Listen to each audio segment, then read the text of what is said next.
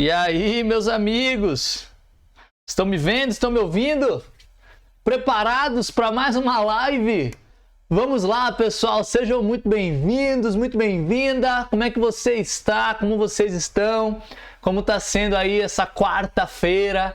Que legal ter vocês aqui para mais uma live semanal, né? Que a gente já tem feito há 12 semanas. Essa live todas as quartas-feiras, 7h30 da noite. A nossa proposta aqui, né, é a gente pegar acontecimentos que têm acontecido, né, no Brasil e no mundo e relacionar com a nossa fé, com a Bíblia, né, com a palavra de Deus, com o Evangelho, assim, de maneira geral, né? Então, espero que você esteja bem animado para a gente estar falando hoje sobre a maior crise na indústria do entretenimento, da qual a gente já testemunhou, digamos assim. Realmente é uma coisa histórica que está acontecendo. Eu não sei se você está acompanhando ou não as notícias, mas fica comigo aqui, porque hoje eu vou te explicar, tintim por tintim, o que está acontecendo, por que Hollywood está ruindo. Isso é literalmente em várias frentes, não é uma coisa ou outra,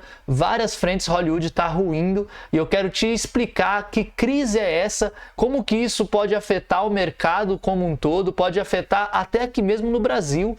Gente, de verdade, tem muita coisinha para a gente falar sobre isso que envolve roteiristas, atores, editores e tantos outros profissionais dessa indústria, né, digamos assim, do cinema, da TV, até dos shows, né, que a gente pode ver, shows no sentido que eu falo, esses shows tipo The Noite, né, o Jimmy Kimmel, shows assim são afetados por tudo isso que está rolando e eu vou te explicar, beleza, gente? E hoje eu vou trazer todo esse contexto sobre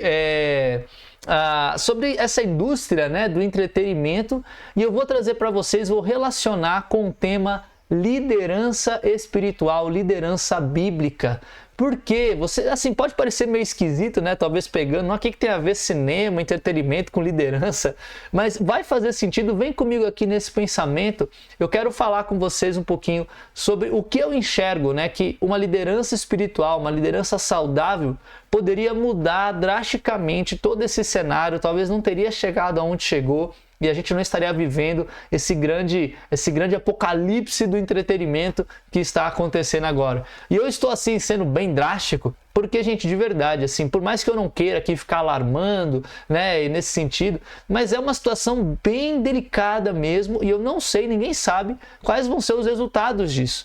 Enfim, vem comigo que eu vou te explicar. Se você tá curtindo, gente, por favor, deixe o seu like aqui no vídeo, né? Se inscreva no canal, pelo amor de Deus, isso ajuda demais a gente aqui a estar crescendo, ajuda você também a estar acompanhando os conteúdos que a gente está produzindo, e vai ser muito bacana também a gente poder se relacionar mais um pouquinho. Se você quiser me conhecer um pouco melhor, vai lá no meu Instagram, Caio César FC, se você quiser me seguir lá no Instagram é bacana. Se você quiser, deixa comentários aqui. Você está ciente dessa indústria do cinema, do que está acontecendo? O que você pensa sobre liderança espiritual, liderança bíblica? Deixa aqui nos comentários que a gente vai... eu vou comentando aqui à medida do possível. Se quiser deixar no chat, se você estiver ao vivo. E quem sabe eu posso fazer até outros vídeos sobre esses temas aqui que a gente está debatendo, beleza, galera? Eu vou tomar uma aguinha enquanto você deixa o seu like e se inscreve. Esqueci de tomar uma aguinha antes da gente começar aqui a nossa live. E água é vida, né? Água é bom demais. Gente, vamos que vamos, então. Vamos começar aqui falando sobre esse tema. Você tá comigo nessa? Vamos lá? Vamos entender o que está acontecendo? Eu confesso que que achar esse tema para mim é algo que foi difícil, assim, no sentido, porque essa semana tem acontecido muitas coisas. Eu queria muito, por exemplo, estar falando das enchentes que estão assolando o Brasil, cidades inteiras que estão sendo destruídas pela água, pelas chuvas fortes. Eu queria muito divulgar mais informações sobre isso, fazer uma live sobre esse assunto. E também teve o The Town, né, também, que é assim, indo pro outro oposto, né? O The Town, né, que foi esse festival de música que realmente foi muito comentado. Tem muita coisa que dá para falar também disso. E várias outras coisinhas que estão acontecendo no Brasil e no mundo. Então eu fiquei bem pensativo, porque é uma semana de muitos acontecimentos, mas eu falei, não, eu vou trazer a informação sobre o mundo do entretenimento, porque é algo que não é só dessa semana, mas tem acontecido, gente, há meses isso tem se desenvolvido. E eu sou um cara que eu sou cinéfilo, eu gosto de ver filmes, eu gosto de ver séries, então é uma coisa que eu entendo um pouquinho melhor e eu queria muito falar sobre liderança. Liderança é um dos assuntos que eu mais me debruço em termos de estudo, em termos de ouvir podcasts e aulas, porque eu gosto de aprender mais como eu posso liderar, como eu posso aplicar, né, esses ensinamentos de Jesus sobre esse tema na minha vida pessoal. Então eu vi que casou uma coisa com a outra. Então, enfim, espero que vocês gostem. Vamos que vamos. Beber mais uma aguinha. E a gente vai mergulhar aqui nesse tema, beleza? Vamos aqui para o nosso slide. Bastidores do cinema, greve geral e a crise em Hollywood. Eu vou até tirar aqui minha câmera rapidinho. Opa, aqui. Aí. Tá vendo? Essa imagem aí do Mark Ruffalo, né? Literalmente no dia que eles estavam fazendo ali uma grande ação ali em Los Angeles, fazendo uma grande passeata. Até peguei uma foto aqui ilustrativa, né, que o cara tirou esse símbolo, né, de Hollywood, bem famoso, e atrás um monte de atores, um monte de pessoas famosas, celebridades, de fato, reivindicando, né. Essas outras fotos aqui do Johnny Depp, enfim, eu peguei porque eu achei maneiro, e eles são dessa indústria também, né, mas para representar esse sentimento, né? Mas então, gente, vamos lá, vamos falar sobre isso. Essa greve, que greve é essa? Vamos aqui para as notícias, olha lá. Essa greve, ela está acontecendo há 130 dias. Como assim, Caio? Que greve? Que greve é essa que você está falando? Caso você não saiba, a Hollywood, né, Hollywood no geral, especialmente dois sindicatos, o sindicato dos roteiristas e o sindicato dos atores. Roteiristas iniciaram, né, entraram em greve primeiro, depois os atores, mas esses dois grandes sindicatos, eles estão em greve já faz 130 dias, entendeu? Beleza até aqui? Isso é uma coisa histórica. Isso aconteceu já na década de 60, desses dois sindicatos estarem juntos ali fazendo greve. Mas é histórico por quê? Por conta de todo o contexto que tem acontecido no mundo da indústria do entretenimento, na indústria do cinema, e também porque as reivindicações são muito parecidas e a gente vê uma grande falha sistêmica mesmo nesse mercado que tem ali perdido mais dinheiro do que ganhado. Enfim, tem várias questões que a gente vai estar abordando. Então, só para vocês entenderem, essa greve começou 130 dias atrás. Deixa eu voltar aqui. Essa greve começou 130 dias atrás, né? Então, como que começou? Quais são as coisas que a gente pode pegar? Vamos voltar aqui para o nosso slide. Quais são as coisas que a gente pode pegar ao analisar essa greve? Quais são os 3 motivos principais? Primeiro, inteligência artificial, né? Tá aí, né? Artificial Intelligence, né? Mas é inteligência artificial. Isso aqui é uma das coisas mais preocupantes de toda a indústria. E eu vou dizer isso aqui para vocês, é realmente maluco o que as inteligências artificiais estão sendo capazes de fazer. Por exemplo, os estúdios, eles quiseram, né? Deixa eu voltar aqui para a notícia só para vocês verem. Estúdios queriam digitalizar imagem de atores para usar sem pagar. Isso aqui, né, veio à tona, né? Essa notícia, ela aconteceu e ela veio à tona de uma forma que abalou muitos os atores. Por quê? Porque o estúdio ele queria pegar a imagem do Harrison Ford, pegar a imagem da Viola Davis, pegar a imagem da Meryl Streep ou de tantos outros atores e digitalizar ela. E assim utilizar em outras obras, em outros filmes, mesmo eles já tendo morrido. Eles, apesar disso ter sido um boato ali, né, não se tem algo concreto de que isso realmente aconteceu, porém se tem algo concreto com relação aos figurantes. Para um filme em específico, figurantes ali, eles assinaram um contrato, esse contrato foi divulgado na íntegra para a internet toda ver, onde os figurantes eles permitiam ser digitalizados. Qual que é a grande questão disso? Se uma pessoa é digitalizada e eles estão pagando para essa pessoa apenas uma vez, eles só pagam uma vez para digitalizar a pessoa.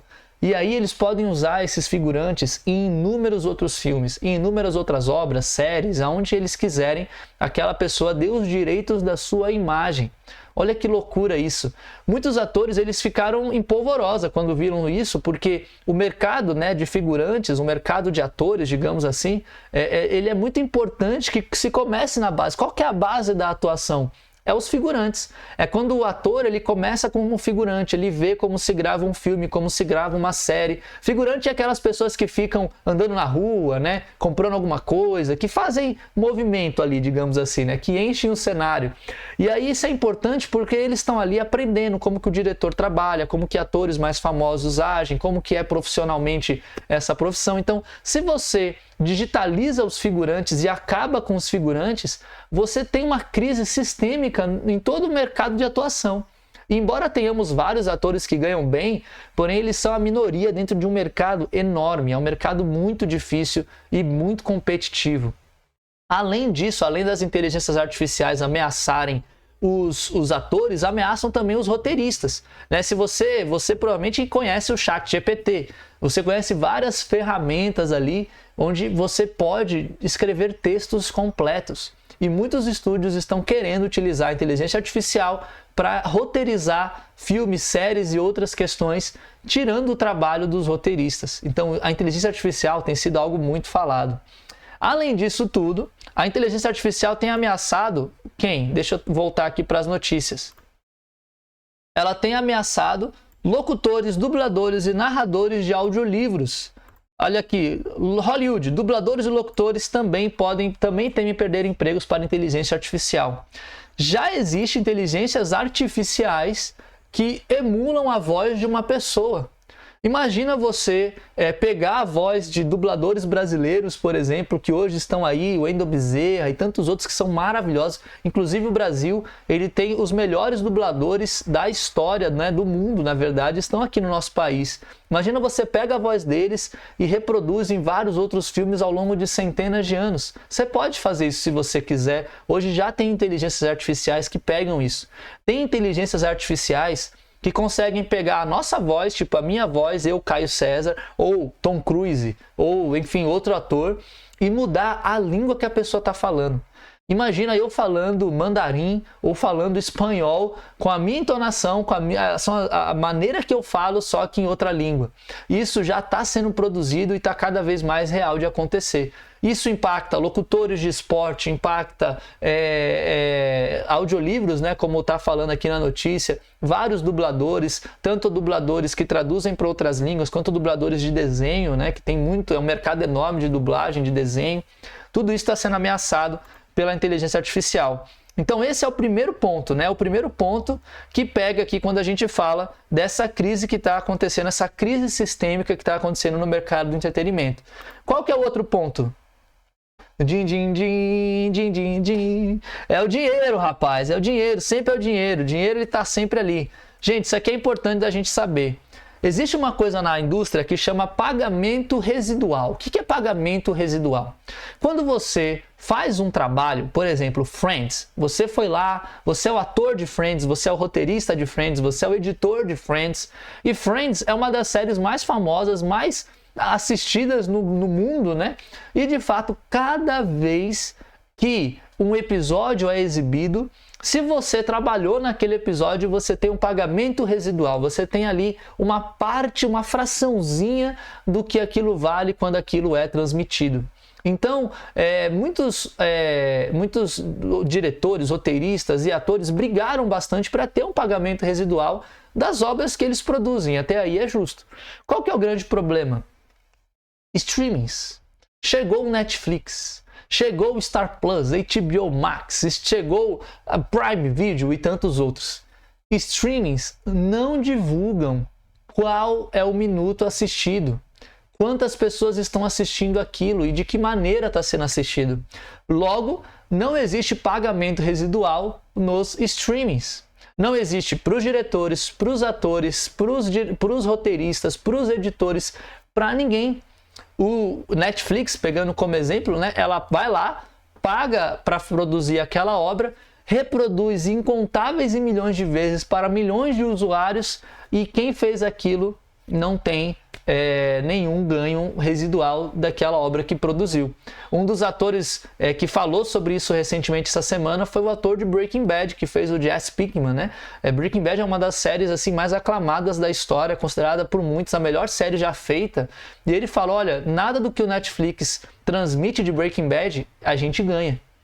Antigamente, quando era por TV a cabo, né, a TV a cabo, você tinha muito controle, você sabia os horários que o programa ia ao ar e as pessoas ganhavam pela minutagem ali do quanto aquilo era exibido.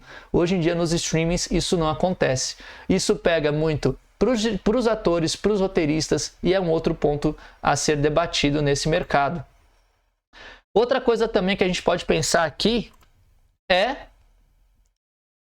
o envolvimento no trabalho dos roteiristas. E aqui pegando mais, falando dos roteiristas mesmo, né? Aqui os atores eles nem entram tanto nessa discussão. Mas os roteiristas, antigamente, era um grupo de 10, 15 roteiristas que trabalhavam por 1 ano, 2 anos numa série ou num filme. Era uma constante troca de ideias com vários escritores e eles participavam da gravação. Eles estavam ali, né, presentes, às vezes mudando uma fala ou outra, vendo se encaixava ou não, e isso elevava a qualidade daquilo que estava sendo feito. Né? Se você pegar novamente o exemplo de Friends, eles demoravam 5 horas para gravar um episódio. E os roteiristas estavam o tempo todo modificando coisas ali, presentes ali. Hoje em dia, como é que funciona? Hoje em dia existe mais ou menos uma equipe de 2, 3 roteiristas, existem pouco trabalho entre eles, e eles não têm mais acesso à gravação das coisas.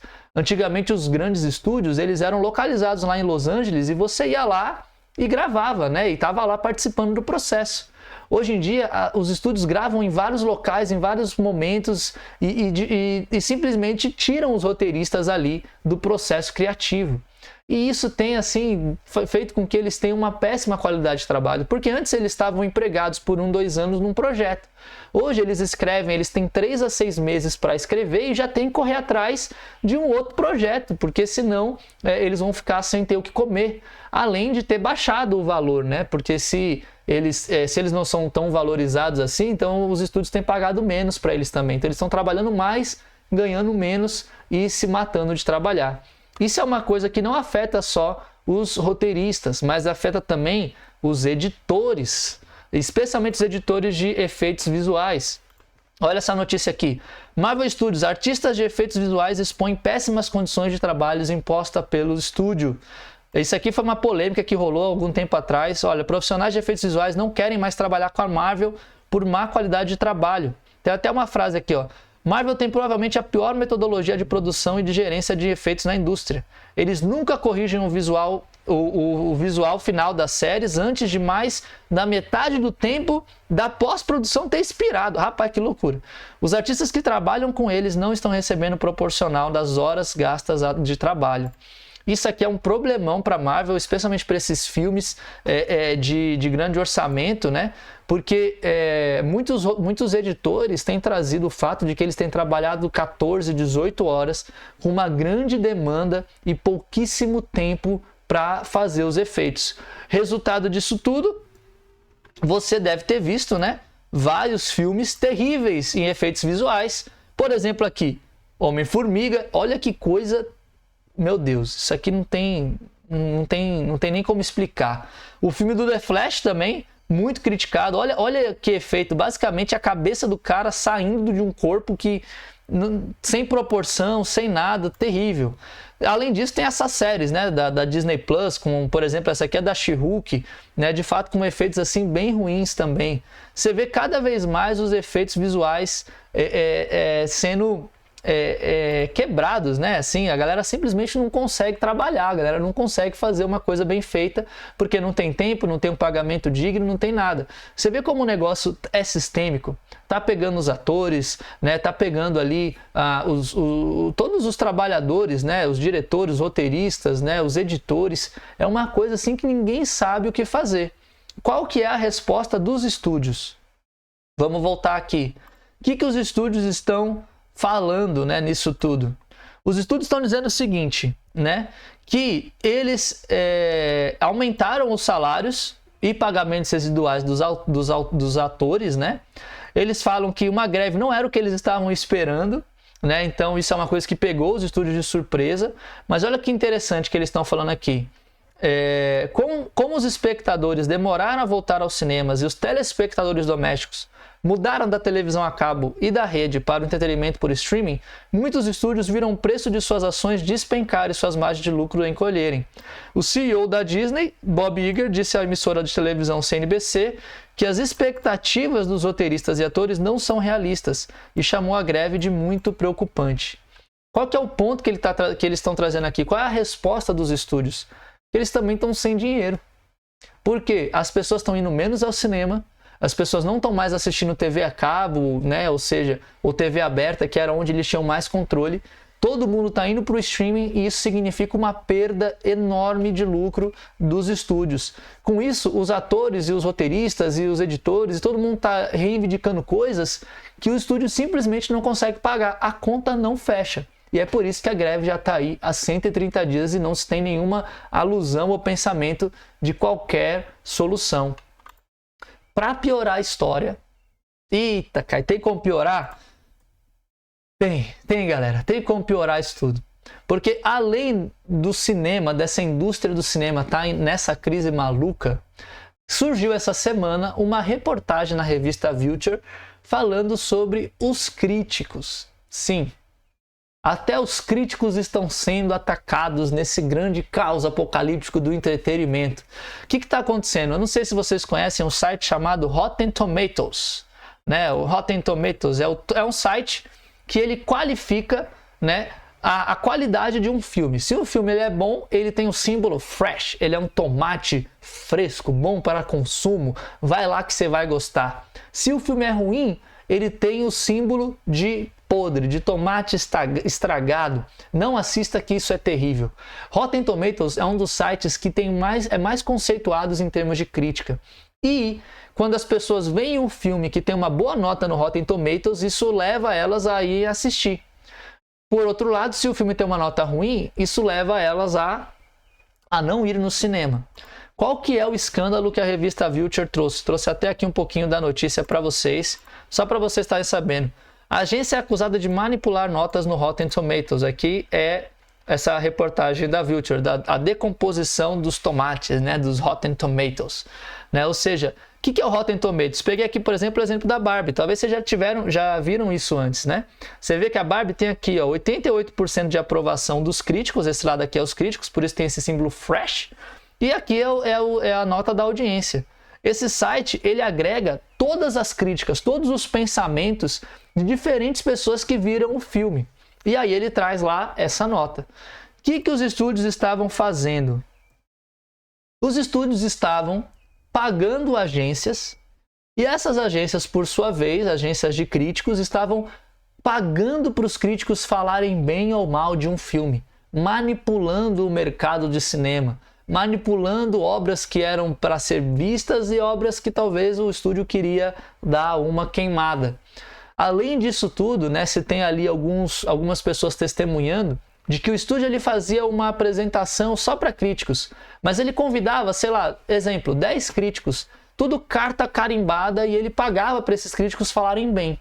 Antes do filme estrear, esses críticos levaram a nota lá em cima. E aí as pessoas, no final de semana de estreia, iam assistir, esperando ver aquele filme que estava na nota lá do Rotten Tomatoes. Só que, quando chegavam, quanto mais pessoas assistiam, mais críticos vinham, a nota despencava e caía. Ou seja, era uma maneira dos estúdios influenciar as massas para ir assistir um filme e, com isso, claro, dinheiro, né? Se o estúdio está com pouco dinheiro, começam ali a fazer inúmeras outras coisas para burlar o sistema e, claro, isso acabou pegando até os críticos, que, querendo ou não, os críticos, né? Eu tô falando de críticos sérios, né? É onde as pessoas vão para ter informações seguras antes de ver um filme, se é um filme bom, se é um filme ruim. Ou seja, isso tem acabado com a credibilidade também dos críticos, galera. Isso aqui foi essa semana que aconteceu, 4 dias atrás, foi onde surgiu essa notícia do Rotten Tomatoes. E aí, galera? O que vocês estão achando disso tudo? Me diga. Loucura, né não? Deixa aí nos comentários. Desculpa, galera, tá tomando muita água aqui? Tá seco. Eu moro em Brasília, rapaz. Brasília tá começando a ficar seca. Não é fácil ficar falando aqui nessas condições, digamos assim. Mas enfim, galera, isso aqui é o contexto geral. Te atualizei do que está acontecendo, a greve dos atores, greve dos roteiristas, as polêmicas com os editores, as polêmicas com os dubladores, tudo. Isso afeta vários filmes, várias séries estão sendo adiadas, Deadpool, séries como Stranger Things, deixa eu ver se eu penso aqui em algumas. Eu até estava vendo uma notícia, deixa eu ver se eu mostro aqui para vocês rapidinho, deixa eu ver se eu acho aqui, que eu acho que eu deixei até separado. Aqui, ó, deixei, ó.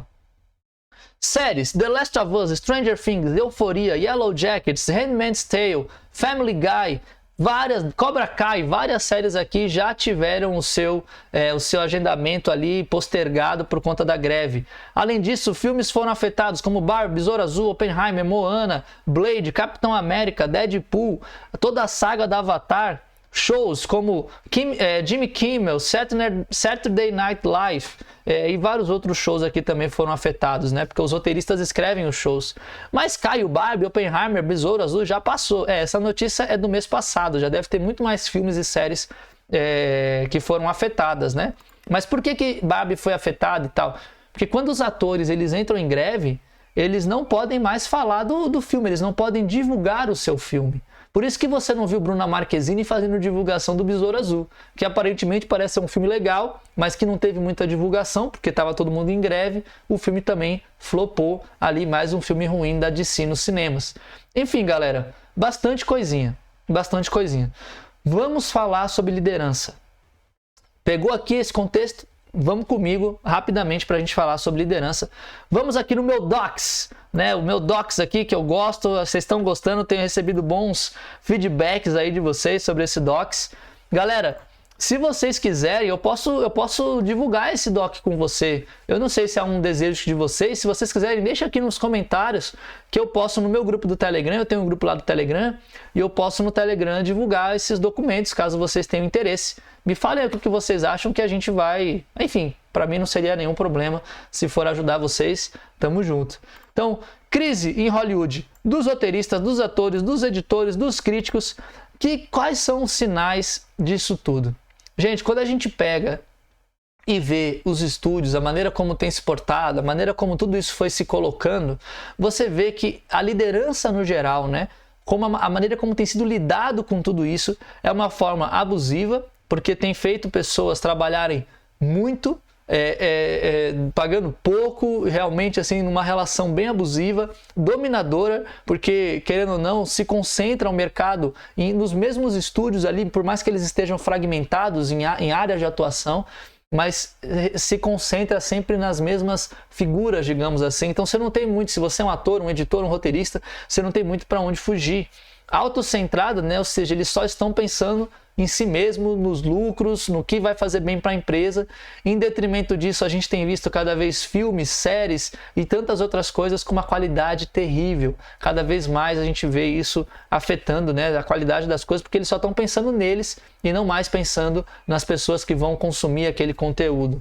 E também você vê muito orgulho, né, uma liderança muito orgulhosa, onde a marca, né, ela é mais importante que qualquer outra coisa, em detrimento de seres humanos, em detrimento de pessoas que estão ali trabalhando e dando a vida para fazer aquilo acontecer.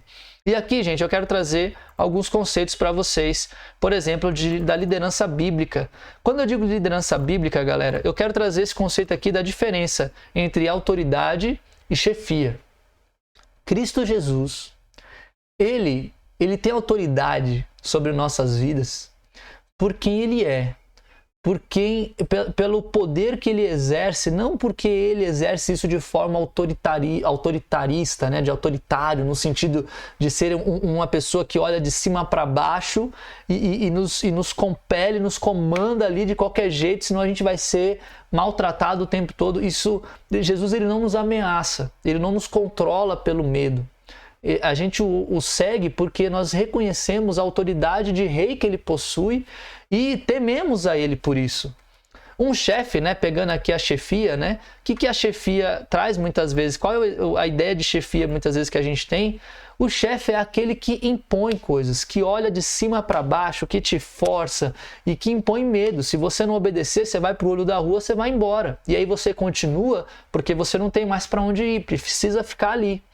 Ou seja, Jesus Cristo, ele olha para as pessoas, né, para os seus apóstolos ali, e ele fala, olha, eu chamo vocês agora de amigos, não mais de servos. Vocês são meus amigos porque vocês me conhecem. Esse é o Cristo que a gente segue, esse é Jesus que a gente conhece, né, que a gente está ali firme e forte. Tem uma diferença entre uma liderança de autoridade, né, porque aquela pessoa conquistou aquela autoridade ou representa uma autoridade que todos nós respeitamos e tememos, e tem a diferença daquele chefe que só tem o cargo e só por ter o cargo, né, ele manda em tudo e ameaça e faz muitas coisas movidos pelo medo. Que aqui é o que eu trago aqui, né? Há uma diferença entre você ter uma liderança onde você move as pessoas pelo respeito e uma liderança que você move as pessoas pelo medo. A liderança bíblica, quando a gente estuda sobre liderança, a gente vê sempre, não só Jesus, mas os ensinamentos de Deus na Bíblia, do Velho ao Novo Testamento, realmente nos ensinando a sermos pessoas respeitáveis, pessoas que trazem um bom testemunho, que vivem o Evangelho verdadeiramente e por isso têm a admiração e o respeito das pessoas. Isso é a liderança bíblica. Liderança bíblica não é você, por exemplo, no seu casamento, pegando aqui um exemplo, você pegando aqui o seu casamento e você exigir que a sua esposa ou o seu cônjuge faça aquilo que você quer, né? Faça qualquer coisa que você queira. Isso não é liderança bíblica. A Bíblia fala, por exemplo, num casamento, que a liderança bíblica do homem é uma liderança que se assemelha a Cristo. É uma liderança que se assemelha ali, né, ao que Cristo fez, ou seja, Cristo ele morreu, Cristo ele sofreu, Cristo suou sangue, Cristo se sacrificou pela igreja. E é isso que nós devemos pensar. Se você quer saber mais sobre isso, eu até fiz 2 vídeos sobre isso, falando sobre a liderança masculina, falando sobre o papel do homem e da mulher. Vou deixar aqui no card ou, enfim, na descrição. Vou deixar em algum canto se você quiser saber mais sobre essa questão. E aqui a gente entra num conceito, gente, que é importante, que é o conceito de liderança transformacional. Deixa eu voltar aqui para o meu slide rapidinho, só para mostrar para vocês a fotinho de um indivíduo do qual eu admiro muito, que é esse cara aqui, John Maxwell. John C. Maxwell. Quem é John Maxwell? John Maxwell, ele era um pastor, né, um cara respeitado no mundo cristão, digamos assim, e ele sentiu um chamado de sair da função de pastor, né, de pastorear uma igreja, para ensinar liderança bíblica para as pessoas do mundo corporativo. Ele percebeu que muitas indústrias e empresas elas estavam machucando inúmeras pessoas e, assim, de certa maneira, né, prejudicando a vida das pessoas em vários níveis. E ele falou, se eu ensino CEOs, pessoas ali desse ramo da indústria a liderarem de forma bíblica, de forma espiritual, né, mesmo que eles não sejam cristãos, mas eu ensino a eles o que é ser líder, isso vai impactar a vida de milhões de pessoas. Esse é o chamado de John Maxwell, e aí por isso ele saiu do ministério, saiu ali do trabalho direto com a igreja e foi a se adentrar, né, no mundo corporativo, ensinando pessoas sobre liderança. Maravilhosa a história desse cara, vários livros que ele escreveu, muitos podcasts, aulas, ele é assim, tudo que tem dele até o momento é muito bom, de tudo que eu já pude ver.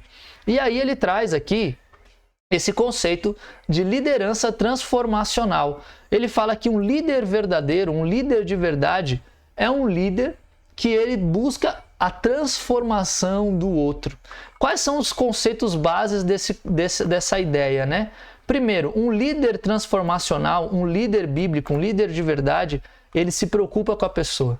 Ele não está ali querendo fazer as coisas em busca do seu próprio benefício. Ele tem uma preocupação genuína de ver o outro crescendo, de ver o outro se desenvolvendo e, de certa maneira, se tornando uma pessoa e profissional melhor. O líder transformacional não foca em si, mas foca no outro. Outra coisa que o líder transformacional faz, ele busca entender a pessoa que ele está trabalhando ou a pessoa que ele está se relacionando. Busca entender não é simplesmente conhecer. é entender os dons, os talentos, as fraquezas, as forças e encaixar essas pessoas naquilo que melhor casa ali com a personalidade, com as forças e fraquezas daquele indivíduo.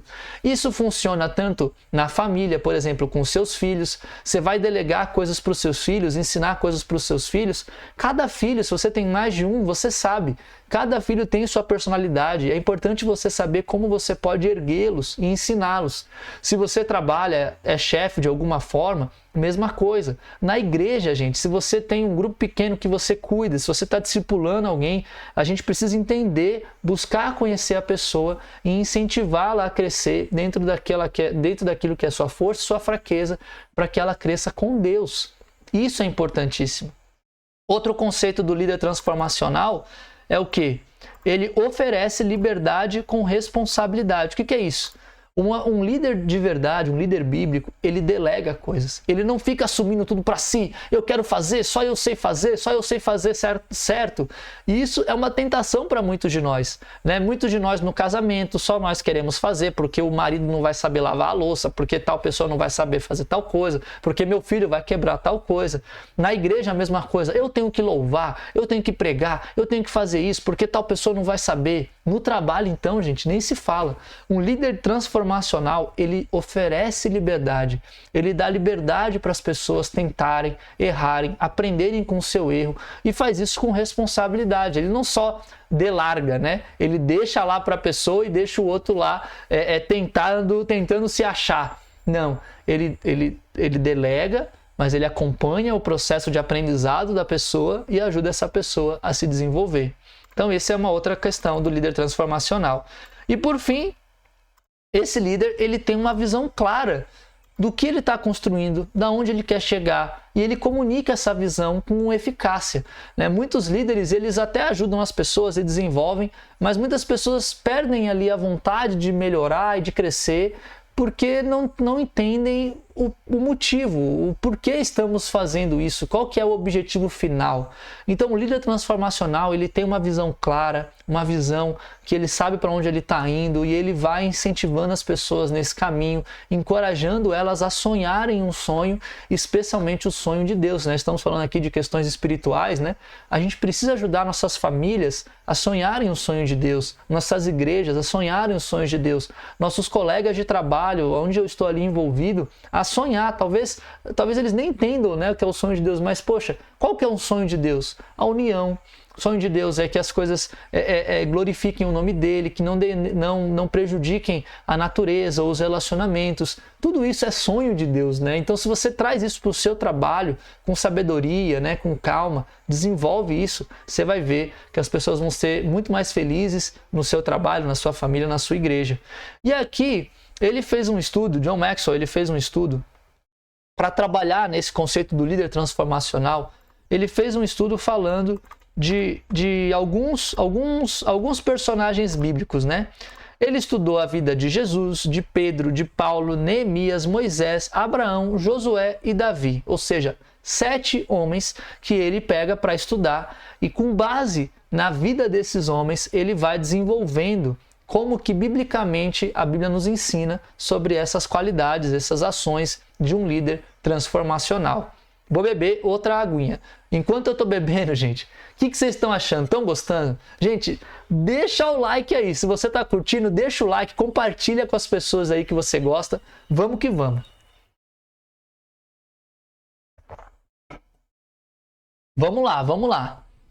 No que tange ao caráter, ele pegou essas pessoas todas, esses 7, né, personagens bíblicos reais da nossa história, né, nós conhecemos, e ele falou que no que tange ao caráter tem 4 qualidades que estão ali em todos eles.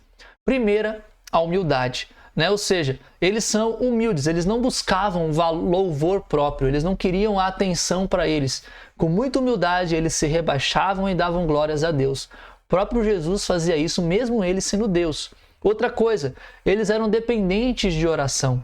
Todos eles dependiam da oração antes de fazer grandes coisas. Neemias, por exemplo, né, se você lembra da história de Neemias, antes de ele voltar para o povo de Israel e levar, né, ali o sonho de reconstruir ali Jerusalém, ele chora amargamente, ele ora, ele fala com o rei, ele se coloca na posição. Você vê que eles dependiam de oração. Jesus Cristo também orava, né, de madrugada, fazia várias questões. Outra coisa, eles eram íntegros. Eles viviam aquilo que eles pregavam. Eram homens que o seu caráter era tão íntegro no sentido que eles estavam ali, olha, vivendo de verdade, né, na sua completude aquilo que eles estavam pregando. Exemplo, Pedro e Paulo, né? Pedro tinha muitas opiniões sobre o alcançar gentios. Paulo também, Paulo tinha questões sobre alcançar gentios e Pedro tinha muitas convicções também sobre alcançar os judeus e alcançar e também servir os pobres. E eles dialogavam e eles eram assim muito fortes nas suas decisões ali e tinham certeza que Deus estava chamando eles para esse ministério. E por mais, né, que às vezes eles discordassem de uma coisa ou de outra, eles viviam aquilo que eles pregavam.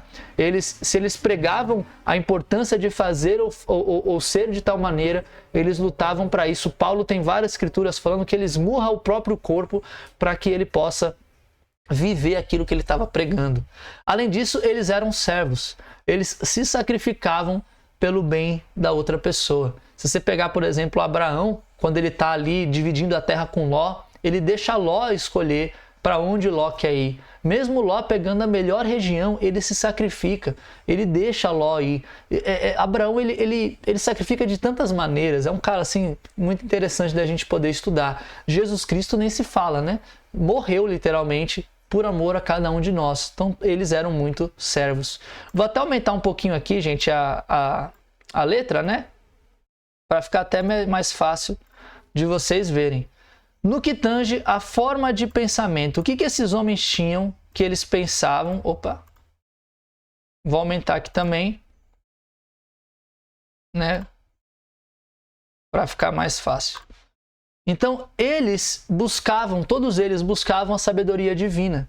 Mesmo Jesus, ele buscava a sabedoria divina. Ele orava para Deus buscando entender o que Deus queria para eles. Moisés, né, antes do Mar Vermelho, lá no deserto, em vários momentos, quando ele estava na tenda do encontro, ele queria estar sempre ali com Deus, buscando a sabedoria divina. Isso é um grande ensinamento para a gente. Se a gente quer ser um líder de verdade, um líder bíblico, espiritual, e eu estou falando aqui, gente, todo mundo lidera alguma coisa. Você pode ser homem, pode ser mulher. Você pode ser casado, você pode ser solteiro. Você pode ter um cargo na igreja ou não. Não importa no que você trabalha, em algum grau nós estamos liderando alguma coisa. Pode ser uma pessoa, pode ser uma situação, pode ser enfim, várias questões. E a gente precisa entender isso aqui é importante. E em todos os sentidos, a gente precisa buscar a sabedoria divina. A forma de pensamento, a maneira... eu não gosto disso. Até brinquei numas lives atrás falando sobre a teologia do coaching, né? Mas o mindset deles... O mindset desses caras era sempre buscando pela sabedoria divina em primeiro lugar. Segunda coisa, eles estavam sempre prontos a perdoar.